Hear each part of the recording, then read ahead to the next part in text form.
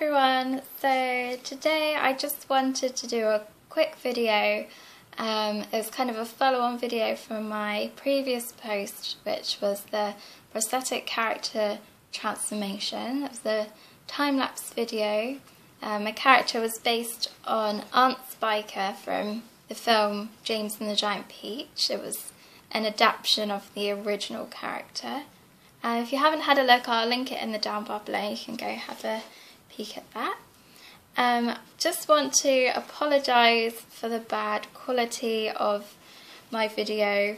I've only just started filming my makeup, so I haven't got a professional camera yet to film them on, and I was having a few camera issues. I'm not the best technical wizard ever. So in the video it skipped quite a vital part of me actually applying the pieces to the face.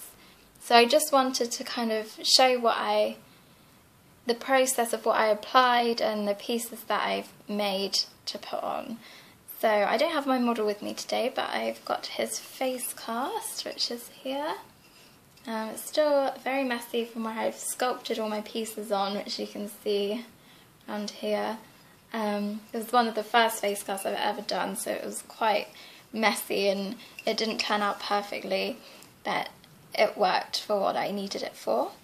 In the video I've applied the ball cap and I'm just starting to apply the nose, and then it kind of skips forward. So I've got my nose piece here. This is what I sculpted on his face.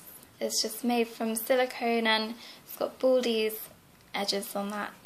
So this is it on his face here. Still got my cutting edge on, which obviously wouldn't be there. Snip that away. That was just a 2-part push and shut plaster mould, which I know isn't ideal for using silicone and ball cap plastic with, but I just needed something quick and easy, and it turned out okay, so it worked well for me. This piece didn't fill very well, I don't know if you can see. So I just used that as a backup really for my other piece that I applied. So once I'd glued that on and blended away those edges, I then moved on to my forehead piece. I don't have a forehead piece with me, and I've thrown my mould away because it's quite a large mould and I don't really have the space for it.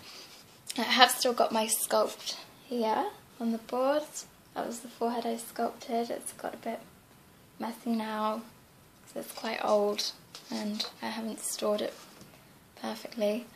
So if you can imagine that this piece in the silicone material, that's what I had to apply to his head.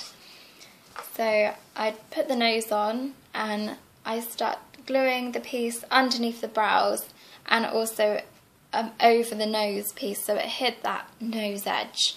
And because it was under the brows, you can't really see the edge too badly. And it goes quite far back on the head to about halfway of his head, which the wig later covered, so that was all covered on that edge. So that worked out quite well. I did kind of plan it so the wig would obviously cover my edges, and I wanted the piece to cover my nose edge because I was worried I wouldn't get the perfect edge on a 2-part mould. So once I'd done that, I then moved on to my cheek pieces. I had 2 cheek pieces, which I sculpted on the face. You can still kind of see the edge of where I stopped my sculpt. I floated those off and transferred them onto a board so that they were a flat plate mould, so that it was easier for me to make. The cheek's quite flat anyway, so it's quite easy to just pop a flat plate on there, and I was kind of pushed for time, so that's what I chose to do. This is my flat plate mould here. It's just made from Gel 10 silicone again. I just used silicone pigment to make that blue colour. And then this was one of my pieces. It's a bit crumpled now because it's quite old. That was again just the backup piece. It didn't feel too badly, but my other one was a little bit better, so I chose to use that one. So once my nose and forehead was on his face, I then applied the cheek piece like that, and it did cover my nose edge as well, so that was also covered, so the whole nose edge was covered really, just in case I didn't get those good edges on that 2-part mould.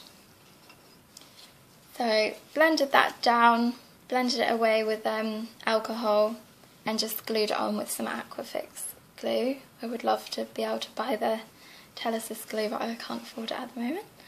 And that's it really. I also made a hand knotted front lace wig, which I don't have with me to show, but I've got that. It was quite a thin wig, I just knotted it really sparsely, and I also dyed it black, so she's got quite far back roots and thin hair, so it looks a bit disgusting.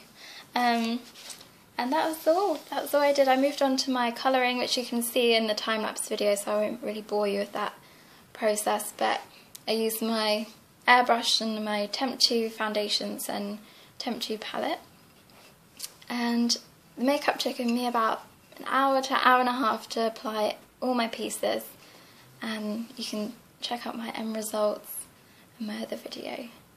So thanks for watching, and I'll be posting some more videos soon, hopefully with a better camera.